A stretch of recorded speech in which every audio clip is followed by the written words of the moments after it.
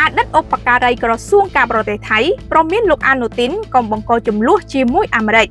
លោករ៉ូសឆាលីចន្ទ្រាអតីតឧបការីក្រសួងការបរទេសថៃនាថ្ងៃពុធទី12វិច្ឆិកានេះបានរិះគន់នាយករដ្ឋមន្ត្រីលោកអានូទីនឆានវីរ៉ាគុលចំពោះការថ្លែងដែលបង្កចំនួនលើវិធានការពន្ធរបស់សហរដ្ឋអាមេរិកដោយលោកលើកឡើងថាសម្ដីបែបនេះប្រថុយនឹងការធ្វើឲ្យថៃឯកោពីសម្ព័ន្ធមិត្តដ៏សំខាន់ហើយអាចផ្ដល់ផលប្រយោជន៍ដល់ប្រទេសកម្ពុជាទៅវិញ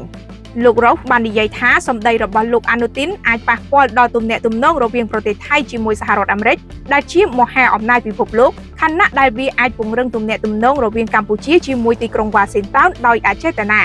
លោកបានរៀបរាប់ថាភាគីដែលនឹងទទួលបានផលប្រយោជន៍ច្រើនជាងគេពីសម្ដីទាំងនេះគឺកម្ពុជា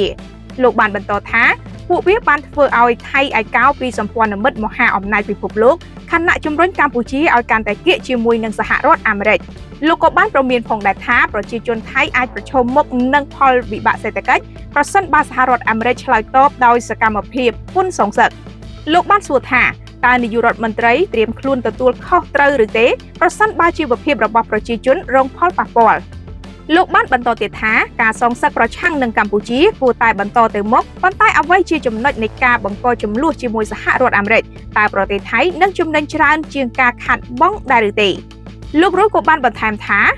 ទាំងសេចក្តីថ្លែងការណ៍មុនរបស់លោកអានូទីនអំពីការរំលោភបំពានព្រំដែននិងសម្ដីចុងក្រោយរបស់លោកសុទ្ធតែហាក់ដូចជាផ្ដល់ផលប្រយោជន៍ដល់កម្ពុជាដែលបង្កើនការសង្ស័យអំពីចេតនាពិតប្រាកដរបស់នាយករដ្ឋមន្ត្រី